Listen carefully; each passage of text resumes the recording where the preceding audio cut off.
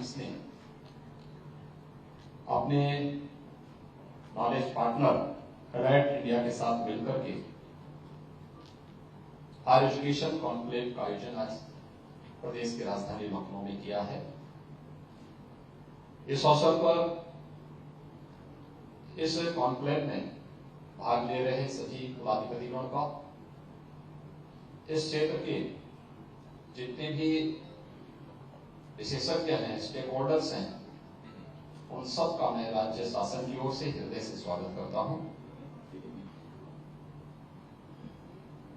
हम सब जानते हैं उत्तर प्रदेश भारत की आध्यात्मिक और धार्मिक परंपरा का हृदय स्थल है और उसका प्रतिनिधित्व देश और दुनिया के सामने करता है। उत्तर प्रदेश को इसीलिए दुनिया के अंदर एक असीम संभावना वाला प्रदेश माना गया है।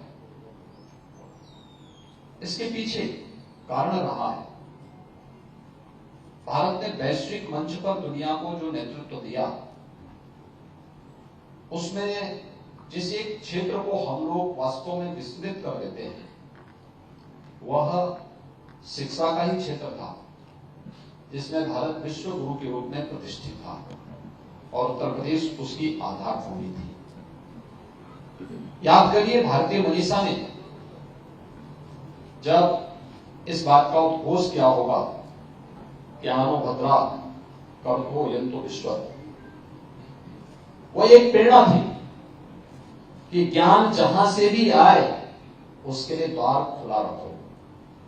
और इस बात का एहसास हम सबको तब भी आया होगा जब इस देश ने 2020 में, जब दुनिया कोरोना से त्रस्त थी, कोरोना के सामने हतप्रभ थी, तब देश के यशस्वी प्रधानमंत्री जी ने देश को एक राष्ट्रीय शिक्षा नीति, न्यू नेशनल एजुकेशन पॉलिसी के रूप में देकर के देश के सामने अपनी उस पुरातन शिक्षा के क्षेत्र में विश्व गुरु होने के उस एहसास को एक बार फिर से प्रस्तुत किया है। और यह एक अवसर है जब उत्तर प्रदेश जैसे राज्य में इस कॉन्क्लेव के माध्यम से इन कार्यक्रमों को आगे बढ़ा सकते हैं। वास्तव में जिस फील्ड में कार्य करना है, अभी यहाँ पे हमारे उच्च शिक्षा के मंत्री एक बात को कह रहे थे कि उत्तर प्रदेश में हम लोगों ने उत्तर प्रदेश की अर्थव्यवस्था को आदरणीय प्रधानमंत्री जी के विजन के अनुरूप $1 ट्रिलियन की इकोनॉमी बनाने की दिशा में प्रयास प्रारंभ किए हैं। उत्तर प्रदेश ने पिछले 5-6 वर्षों के अंदर एक लंबी यात्रा प्रारंभ की है। इस दौरान उत्तर प्रदेश की अर्थव्यवस्था लगभग दुगनी हुई है। उत्तर प्रदेश की प्रति व्यक्ति आय दुगनी हुई है। उत्तर प्रदेश के अंदर न केवल कानून व्यवस्था की बेहतरीन स्थिति हुई है, बल्कि उत्तर प्रदेश ने इंफ्रास्ट्रक्चर डेवलपमेंट के भी कुछ मॉडल खड़े किए हैं। और आज उत्तर प्रदेश जब प्रधानमंत्री मोदी जी के इस विजन को आगे बढ़ाने के लिए $1 ट्रिलियन की इकोनॉमी बनाने की दिशा में नए प्रयास प्रारंभ किए हैं, शिक्षा के क्षेत्र की असीम संभावनाओं को भी हम आगे बढ़ाने में अपना योगदान दे सकते हैं। और उन संभावनाओं को एक नई उड़ान देने के लिए उत्तर प्रदेश के अंदर हमारे कुछ केंद्रीय विश्वविद्यालय हैं, राज्य विश्वविद्यालय हैं और निजी क्षेत्र के विश्वविद्यालयों ने भी एक अच्छे प्रयास प्रारंभ किए हैं। मुझे कहने में कोई संकोच नहीं कि हमारे बहुत सारे राज्य विश्वविद्यालयों ने और निजी विश्वविद्यालयों ने बहुत अच्छा कार्य विगत कुछ वर्षों के अंदर किया है। उन्होंने कुछ मॉडल खड़े किए हैं, रिसर्च एंड इनोवेशन के कुछ नए मॉडल दिए हैं, लोगों के सामने कुछ एक नए मानक गढ़े हैं। उस दिशा पर एक विस्तृत मनन हो सके, ज्ञान का आदान प्रदान कर सके, अपने शोध और नवाचार को प्रदेश के हर एक कोने तक हम उसको विस्तार दे सकें और उत्तर प्रदेश को एक बार फिर से शिक्षा के एक बेहतरीन केंद्र के रूप में विकसित कर सके। इसके लिए जो संभावनाएं हैं कि हमारा ग्लोबल इन्वेस्टर समिट होने जा रहा है, 54 प्रस्ताव अब तक हमें प्राप्त हुए हैं, जिनमें प्रदेश के अंदर निवेश की 1,57,000 करोड़ रुपए तक के प्रस्ताव निवेश के केवल शिक्षा के क्षेत्र में अब तक हमें प्राप्त हो चुके हैं। तो हायर एजुकेशन में नए विश्वविद्यालय, नए शिक्षा के ऐसे केंद्र स्थापित करने के लिए जो एक मॉडल के रूप में स्थापित होंगे, उन्हें यहाँ पर विकसित करने की दिशा में एक नए कार्यक्रम को हम आगे बढ़ाएंगे। कुछ नए निजी विश्वविद्यालयों के आशय पत्र भी वितरित करने के कार्यक्रम को आगे बढ़ाने का कार्य इस कॉन्क्लेव के माध्यम से प्रारंभ होगा। लेकिन मेरी यहाँ पर जो भी हमारे निजी विश्वविद्यालयों के कुलाधिपतिगण हैं, जो मुझे यहाँ पे बताया गया कि 12 कुलाधिपति निजी विश्वविद्यालयों के, 20 कुलपति, राज्य विश्वविद्यालय के 19 कुलपति भी इसमें प्रतिभाग कर रहे हैं। और इसके अलावा इस अलग अलग क्षेत्र से जुड़े हुए यूजीसी से जुड़े हुए यूजीसी के पूर्व चेयरमैन और प्रदेश के शिक्षा सलाहकार प्रोफेसर टीपी सिंह जी यहाँ पर हैं। प्रदेश के हमारे आर्थिक सलाहकार श्री केवी राजू जी यहाँ पर मौजूद हैं। हमारे शिक्षा से जुड़े हुए सभी मंत्रीगण यहाँ पर मौजूद हैं। आप सबके अपने अनुभव होंगे। हमारे सभी वरिष्ठ प्रशासनिक अधिकारी भी यहाँ पर आपके पास मौजूद हैं। नेशनल एजुकेशन पॉलिसी हम सबको कुछ अंतर्राष्ट्रीय विश्वविद्यालयों में, इंटरनेशनल यूनिवर्सिटीज के कुछ कैंपस स्थापित करने की भी एक पूरी फ्रीडम दे रहा है। लेकिन क्या हम उसके लिए अपने आप को तैयार कर पाए? हमें एक नया माहौल देना पड़ेगा। हमने शोध की प्रक्रिया को बाधित क्यों किया? डॉक्यूमेंटेशन की जो प्रक्रिया होनी चाहिए वो हमारे एक प्रकार से बाधित सी है। उस बाधा को हटानी पड़ेगी, वो बैरियर्स हटानी पड़ेंगे। हमें इस दिशा में नए सिरे से कार्य करने होंगे। हमें शोध को अधिक से अधिक बढ़ावा देने के लिए कार्य करना होगा। इनोवेशन के लिए अपने युवाओं को प्रेरित करना होगा। और अलग अलग फील्ड है जिसमें हम कार्य कर सकते हैं। उत्तर प्रदेश में, जो मैंने पहले भी कहा, असीम संभावना वाला प्रदेश है। ये उत्तर प्रदेश है जिसके पास अपना एमएसएमई का सबसे बड़ा बेस था, एक बम तोड़ रहा था। 2017 में जब हम लोग आए थे, हमारे सामने एक चैलेंज था, क्योंकि उस समय हमारे पास वेतन देने तक के पैसे नहीं थे। कैसे इतना बड़ा राज्य चलेगा? तो हम लोगों ने कार्य प्रारंभ किया। आज मुझे बताते हुए प्रसन्नता है, उत्तर प्रदेश देश के अंदर रेवेन्यू सरप्लस स्टेट है, अपनी आय को दोगुना भी कर चुका है।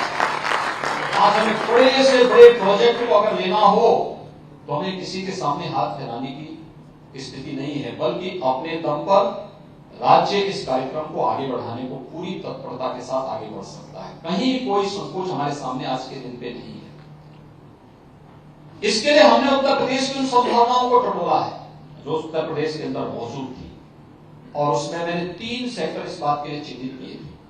एक, देश की सबसे अच्छी उर्वरा भूमि हमारे पास है, सबसे अच्छा जल संसाधन हमारे पास है, लेकिन उर्वरा भूमि और जल संसाधन का उपयोग कहां हो रहा है? किसी को शासन की योजना के बारे में जानकारी किसानों को नहीं थी। उनको पता ही नहीं था शासन क्या कर रहा है। विगत 6 वर्ष के अंदर जब प्रयास प्रारंभ हुए, आज यही प्रदेश है हमारे पास देश की कुल कृषि, यानी देश के अंदर अगर आबादी का देखें तो देश के अंदर लगभग 16% आबादी भारत की उत्तर प्रदेश में निवास करती है। लेकिन कृषि की भूमि हमारे पास देश की कुल कृषि योग्य भूमि में मात्र 11% भूमि उत्तर प्रदेश के पास है। लेकिन इस 11% भूमि में आज के दिन पर उत्तर प्रदेश देश के लिए कुल खाद्यान्न उत्पादन का 20% खाद्यान्न उत्पादन अकेले उत्तर प्रदेश है। और मेरा मानना है कि आज हर जनपद में हमारे पास कृषि विज्ञान केंद्र है। हर एक प्रदेश के अंदर 4 कृषि विश्वविद्यालय राज्य शासन के स्तर पर संचालित है। आज इन्हें सेंटर ऑफ एक्सीलेंस के रूप में विकसित करने की जो कार्रवाई प्रारंभ हुई है, नए इसमें रिसर्च प्रारंभ हुए हैं, इन पर हम अगर कार्य करेंगे तो उत्तर प्रदेश के अंदर अपनी इस देश की कुल कृषि की योग्य 11% भूमि में हम अभी 3 गुना और अधिक खाद्यान्न उत्पादन करने की सामर्थ्य उत्तर प्रदेश के अंदर रखते हैं। लेकिन इसके लिए हमें कृषि के नए स्टार्टअप स्थापित करने की दिशा में कार्य करना होगा। और यह कार्य यहां पर बैठे हुए आप सभी महानुभावों को अपने अपने केंद्रों को, उसका केंद्र विश्वविद्यालयों को उसका केंद्र बिंदु बनाना पड़ेगा, उसका एक सेंटर बनाना पड़ेगा। इस संभावना है यूपी के अंदर। स्टार्टअप आईटी और आईटीएमएस के फील्ड में नहीं हो सकता है। एमएसएमई का इतना बड़ा बेस यूपी के पास है। नंबर 2 एमएसएमई दम तोड़ रहा था।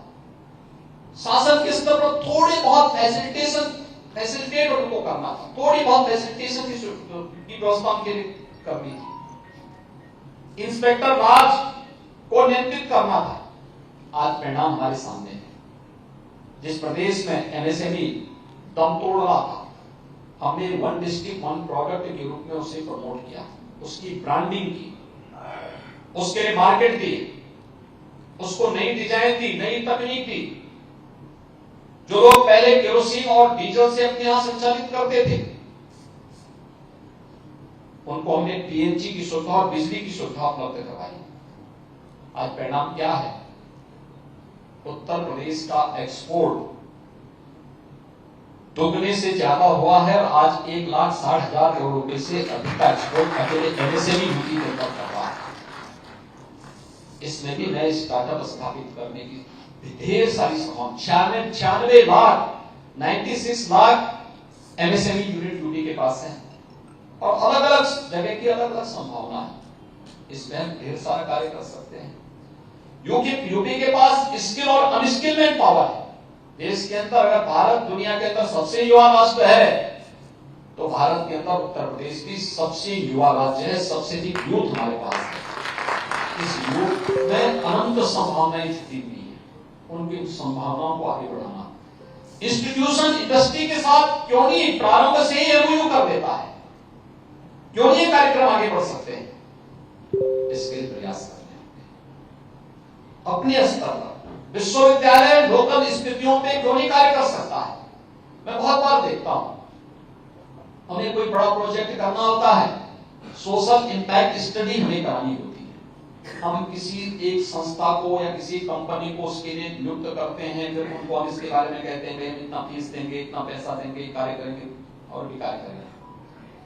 लेकिन हमारा एक भी विश्वविद्यालय अपने आप को इस योग्य नहीं पाता है कि वो social impact steady state government का लेकर के स्वयं कर सके और एक ठोस स्टडी पेपर उन्हें दे करके बता सके कि नहीं, इसमें ये चीजें होनी है, इस कार्यक्रम को ऐसे आगे बढ़ाया जा सकता है।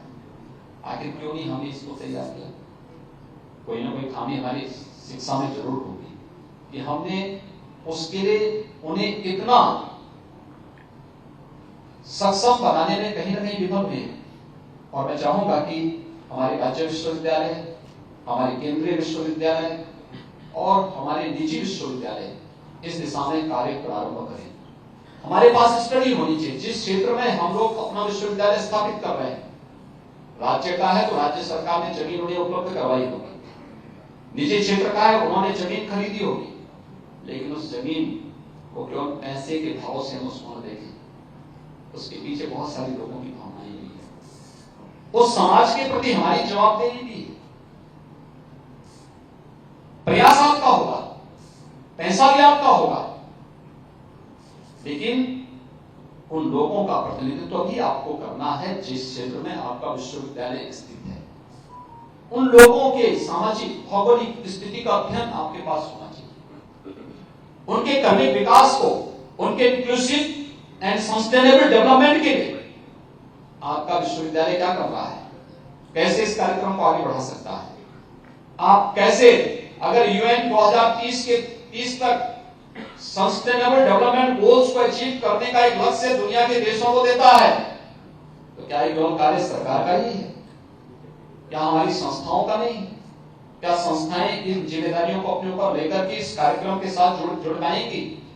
इस दिशा में भी इस प्रयास को अगर हम आगे बढ़ा पाएंगे तो आपके पास बहुत कुछ होता है। मैं देखता हूं, मुझे पूर्वी उत्तर प्रदेश में सांसद के रूप में गोरखपुर से एक लंबे समय तक प्रतिनिधित्व करने का अवसर प्राप्त हुआ। इंसेफ्लाइटिस वहां एक बीमारी थी, हजारों मौतें होती थी हर वर्ष। मौत होती थी, जिसके परिवार का बच्चा असमय कालकलवित होता था, उसके घर में वीरानी होती थी, शोक मनाया जाता था। शेष लोगों के मन में चेहरे पर कोई संकोच तात्कालिक होती थी, शेष लोग भूल जाते थे। अब आश्चर्य करेंगे कि 40 वर्ष तक ये मौत का सिलसिला चलता रहा। और पूर्वी उत्तर प्रदेश के किसी विश्वविद्यालय ने, किसी मेडिकल कॉलेज ने, किसी डॉक्टर ने उस पर एक भी अपना रिसर्च पेपर नहीं लिखा। मैं जूझता रहा, कार्य करता रहा, लड़ता रहा, विपक्ष में थे, सत्ता में थे, तो सरकार का ध्यान भी आकर्षित करता था, सरकार के सामने अपनी बातों को रखता था, थोड़े बहुत सहायता मिलती थी उसके लिए लोगों को संसाधन भी उपलब्ध करवाता था। विपक्ष में थे तो सड़कों पे आंदोलन करता था, अकेले ही करता था। लेकिन जब 2017 में मुझे ही मुख्यमंत्री का दायित्व दिया गया तो मैंने कहा भी अब तो मुझे इसका समाधान निकालना ही होगा। लेकिन मेरा वो अनुभव मेरे साथ पास भी था।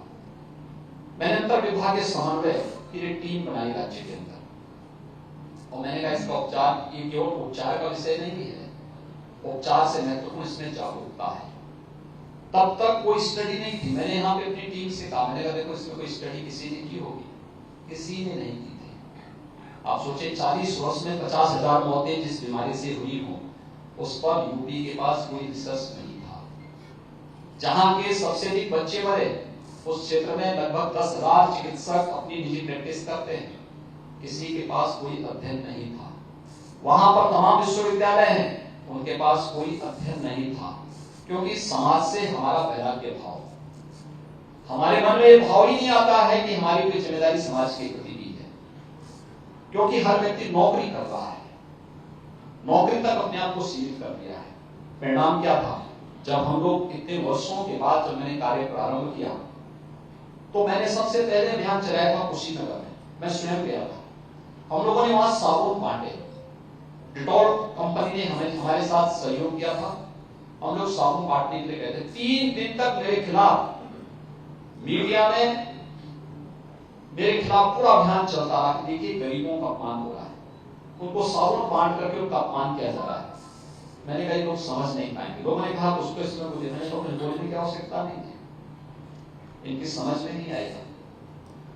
हम जिस अभियान को लेकर के चल रहे हैं, स्वच्छता के बृहद अभियान को स्वच्छ भारत मिशन के तहत पहले लिया जा चुका था, हमने उसको मिशन मोड में उठा लिया। शुद्ध पेयजल की आपूर्ति करवाई, शौचालय बनवाए, चिकित्सालयों की व्यवस्था को दुरुस्त किया, सर्विलांस को बेहतर किया। परिणाम है जिस बीमारी से प्रतिवर्ष 1200 से 1500 मौतें होती थी, आज उन मौतों पर नियंत्रण करके हम लोग 95 से 97% मौत को नियंत्रित कर चुके हैं। वो मौतें नाश नहीं हो रही। लेकिन अगर से अध्ययन हुआ होता तो हम इस बीमारी को बहुत पहले ही, कोई स्टडी हुई होती, बहुत पहले ही नियंत्रित किया जा सकता था, उतने बच्चों की जानें बच सकती थी। और इसलिए मैं कहता हूं संस्थाओं को समाज की हर एक समस्या पर अपने आप को स्टडी करने का एक सेंटर बनाना चाहिए। कोई निजी क्षेत्र की हो, राज्य शासन से जुड़ी हुई हो, या फिर केंद्रीय शासन से जुड़ी हुई हो, समाज के प्रति हम लोग अपनी जिम्मेदारियों से भाग नहीं सकते हैं। उन जिम्मेदारियों के प्रति हम जवाबदेही के साथ कार्य कर पाएंगे। इस दिशा में एक नया प्रयास हमें आगे बढ़ाना होगा। मेरी आप सबसे अपील होगी, निजी क्षेत्र में जो नए विश्वविद्यालय स्थापित करना चाहते हैं, देखिए हमने सारे बैरियर्स हटा दिए। स्टेट के अंदर अपना निजी विश्वविद्यालय का एक्ट है। अब पिक एंड चूज नहीं है कि किसी मंत्री का विश्वविद्यालय बनना है तो उसके लिए रिलैक्सेशन 10 एकड़ का कर लो, और किसी अन्य व्यक्ति को जो इस क्षेत्र में पैसा लगाना चाहता है और करना चाहता है उसके लिए 100 एकड़ का कर लो। अब ऐसा नहीं होगा। अब एक व्यवस्था बना दी गई है, एक एक्ट सबके लिए लागू हो गया। उस एक्ट के अनुसार हमारे पास अच्छा इंफ्रास्ट्रक्चर हो, अच्छी फैकल्टी हो, अच्छी लैब्स हो, डिजिटल लाइब्रेरी हो, और उस प्रकार का एक माहौल हम अपने विश्वविद्यालय में दें। लेकिन इस बात को भी ध्यान रखें कि भारतीय मूल्यों और आदर्शों से कहीं भी कोई भटकाव की नौबत ना मिल पाए। कोई भी ऐसे कार्य वहां उस कैंपस के अंदर न हो जो किसी भी प्रकार की अपने मूल्यों, अपने आदर्शों और राष्ट्रीयता से विपरीत कोई एक नई धारा को जन्म देता हो। अगर उस दिशा में हमारे प्रयास होंगे तो राज्य शासन के द्वारा जो रिलैक्सेशन दिए जा रहे हैं, जो इतनी सुविधा देने का प्रयास हो रहा है, इसके बेहतर परिणाम हम सबके सामने आएंगे। मैं एक बार फिर से हायर एजुकेशन के इस कॉन्क्लेव के लिए यहां पर अपने उच्च शिक्षा विभाग को, नवभारत टाइम्स को, अलाइट यहां पर अपने जो हमारी नॉलेज पार्टनर के रूप में डेलाइट है, इनसे जुड़े हुए सभी पदाधिकारियों को हृदय से धन्यवाद देता हूं। और इस पूरे दिन भर के कॉन्क्लेव से कुछ ठोस परिणाम आप लेकर के आएंगे, जिसका हम सब के लिए एक प्रदेश की उच्च शिक्षा के लिए और शिक्षा जगत के लिए वो एक मॉडल बन पाएगा। आप सबके इस पूरे कार्यक्रम के प्रति मेरी शुभकामनाएं हैं। धन्यवाद। जय हिंद।